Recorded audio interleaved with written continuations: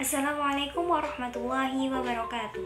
Di sini kami dari kelompok 4 yang beranggotakan yang pertama, Nabilatus Sholihah dengan NIM 193141070. Yang kedua ada Kamila Kusmaningsih dengan NIM 193141072. Yang ketiga ada Ardana Rikwari Ayu Trisna Pramesti dengan NIM 193141078. Dan yang keempat ada Fadilah Nur Aulia dengan NIM 193141083. Dan yang terakhir ada Nada Imtiaz dengan NIM 193141087. Di sini kami akan menyampaikan materi mengenai strategi pembelajaran konsep bangun ruang sisi datar.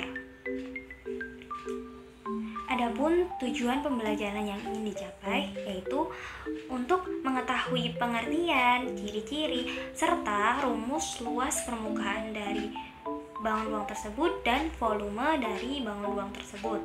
Bangun ruang sisi datar yang akan kita bahas yaitu ada kubus, balok, prisma, dan limas. Selain itu, untuk mengetahui strategi pembelajaran untuk mengajarkan bangun ruang sisi datar. Di sini saya Fadilah Nur Aulia dengan NIM 193141083 akan menjelaskan materi mengenai bangun ruang yang pertama yaitu kubus. Kubus merupakan bangun ruang yang semua sisinya berbentuk persegi dan memiliki rusuk-rusuk yang sama panjang. Kemudian, apa saja ciri-ciri kubus? Ciri-ciri kubus adalah sebagai berikut. Yang pertama, jumlah bidang sisi pada kubus berjumlah 6 yang berbentuk persegi dengan ukuran yang sama. Kemudian, mempunyai 8 titik sudut, mempunyai 12 rusuk yang sama panjang, semua sudutnya siku-siku, mempunyai 12 diagonal sisi dengan ukuran yang sama, mempunyai 4 diagonal ruang dengan ukuran yang sama, dan mempunyai 6 bidang diagonal yang berbentuk persegi. Kemudian untuk luas permukaan kubus berhubungan dengan bidang sisi yang berjumlah 6 dan berbentuk persegi. Coba kita ingat-ingat lagi, luas persegi sama dengan sisi kali sisi. Maka luas permukaan kubus sama dengan 6 kali S kuadrat. Kemudian untuk volume kubus sendiri yaitu luas alas kali tinggi. Karena alasnya berbentuk persegi, maka volume kubus sama dengan sisi kali tinggi atau sisi kuadrat kali tinggi. Nama saya Kamila Kusmaningsih, NIM 193141072. Di sini saya akan menyampaikan materi yaitu tentang balok. Balok adalah bangun yang memiliki 3 pasang sisi saling berhadapan, di mana setiap sisinya memiliki persamaan bentuk dan ukurannya, yaitu persegi panjang.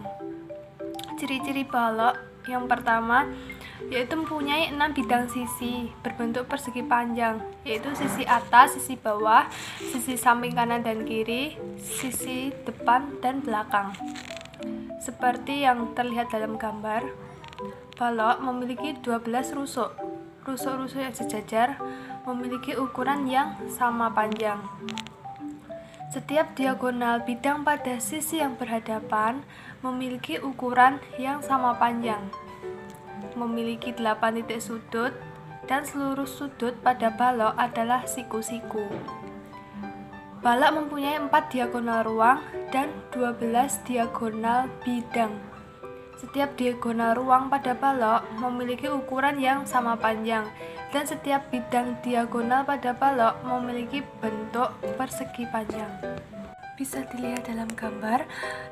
Gambar tersebut adalah balok ABCD EFGH, di mana sisi ABCD berhadapan dengan sisi EFGH.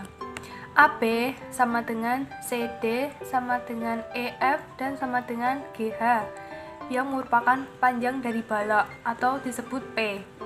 Sedangkan BC sama dengan AD sama dengan FG sama dengan EH adalah lebar balok sama dengan L. Jadi luas sisi ABCD dan EFGH adalah 2 kali panjang kali lebar. Sedangkan sisi ADHE berhadapan dengan sisi BCGF. AD sama dengan EH sama dengan BC sama dengan GF adalah lebar balok atau L. AE sama dengan DH sama dengan BF sama dengan CG adalah tinggi balok, biasa disebut dengan T. Jadi luas sisi ADHE dan BCGF adalah 2 kali lebar kali tinggi. Sisi ABFE berhadapan dengan sisi DCGH.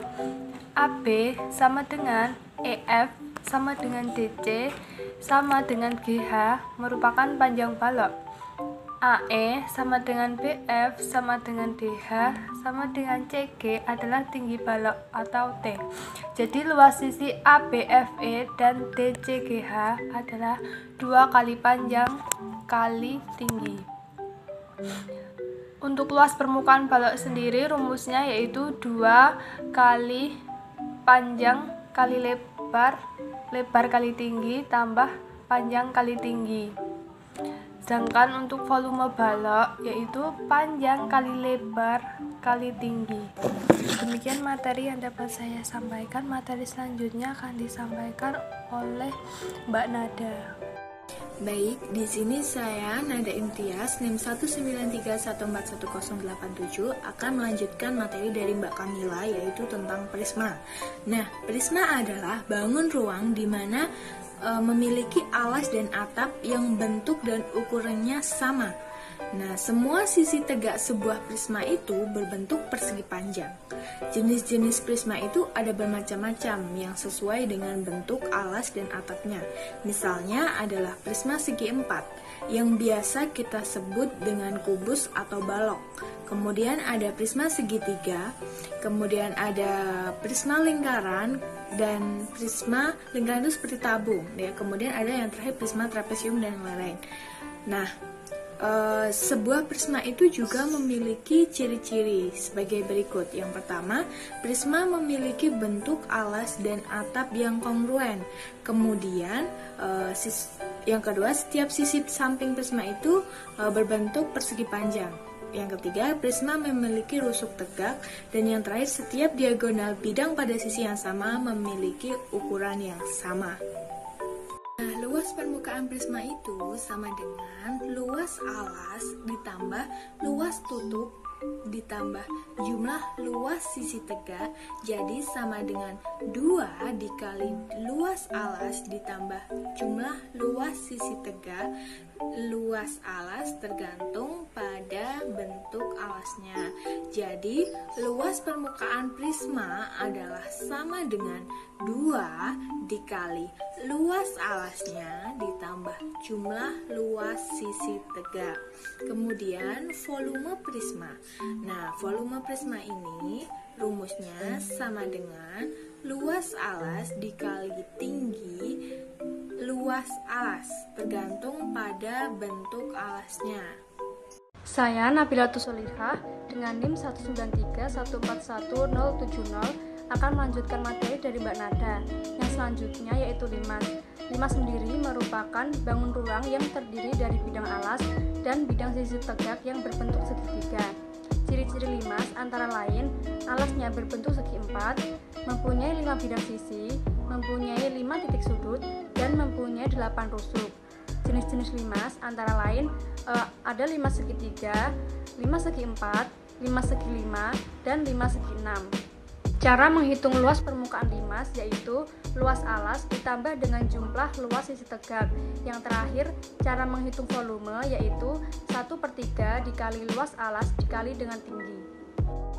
Saya Ardana Rikwari Ayu Trisna Pramesti NIM 193141078. Nah, di sini saya akan menjelaskan strategi pembelajaran bangun ruang sisi datar. Dalam pembelajaran bangun ruang sisi datar, dalam penerapannya bisa dilakukan dengan menggunakan beberapa strategi. Di antaranya yang pertama, pembelajaran konstektual atau contextual teaching and learning atau sering juga disebut dengan CTL, dan pembelajaran dengan pendekatan discovery. Yang pertama, pembelajaran konstektual. Dalam pembelajaran konstektual ini bertujuan untuk memotivasi siswa untuk memahami materi pembelajaran yang dipelajarinya dengan mengaitkan materi tersebut dalam konteks kehidupan sehari-hari. Dalam pembelajaran ini memungkinkan proses belajar yang menyenangkan karena pembelajaran dilakukan dengan mengaitkan dengan konteks nyata atau benda nyata, sehingga siswa dapat melihat dengan secara langsung hal yang dipelajarinya. Karakteristiknya ini akan menimbulkan siswa mandiri, bekerja sama, berpikir kritis, dan kreatif. Penerapannya sendiri dengan mengambil contoh dengan melihat gambar bentuk Ka'bah, kotak kado, akuarium, topi Natal, tenda perkemahan, dan piramida Mesir. Di sini, guru bisa melakukan tanya jawab bersama siswa mengenai bentuk-bentuk benda dalam kehidupan nyata tadi, dan mengaitkan dengan penerapan bangun ruang kubus, balok, kerucut, prisma, dan limas. Setelah siswa mengetahui bentuk-bentuk tadi, guru bisa menggali pengetahuan siswa mengenai ciri-ciri, panjang rusuk, luas permukaan, ataupun bahkan volume secara mendalam.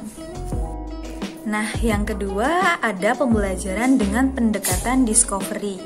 Nah, apa sih pendekatan discovery? Pendekatan discovery di sini siswa itu dituntut untuk mampu menemukan suatu konsep dalam belajar. Di sini siswa dituntut aktif dalam proses belajar mengajar. Discovery sendiri itu mengacu pada memperoleh pengetahuan untuk diri sendiri. Hal ini dirasa sangat begitu penting karena untuk belajar kognitif siswa, terutama bentuk-bentuk rumit, karena di sini melibatkan membangun dan menguji hipotesis, bukan hanya membaca dan mendengar guru berceramah. Penerapannya dapat dilakukan dalam materi bangun ruang sisi datar. Guru memberikan kubus satuan kepada masing-masing kelompok kecil siswa, kemudian siswa diminta untuk menyusun kubus atau balok dengan satuan-satuan tersebut. Maka dalam hal ini siswa dapat belajar mengamati, mengerti, dan menggolokkan. Siswa di sini juga dapat mendiskusikan hal tersebut dengan teman sekelompoknya, sehingga siswa mampu membuat dugaan dan menjelaskan. Jika dirasa masih kesulitan, maka tugas guru akan memberikan bimbingan. Selanjutnya, siswa mempresentasikan hasil diskusi kelompoknya di depan kelas. Hal ini akan membuktikan bahwa siswa mampu menjelaskan dan menganalisis. Dan di akhir pembelajaran, guru akan memberikan soal yang dapat dikerjakan siswa. Ini bertujuan untuk memverifikasi pembelajaran yang telah dilakukan dan membuat kesimpulan. Nah, itu tadi yang dapat kelompok kami jelaskan dalam materi bangun ruang sisi datar. Bila terdapat kesalahan kata dan pengucapan, kami mohon maaf. Semoga videonya bermanfaat. Wassalamualaikum warahmatullahi wabarakatuh.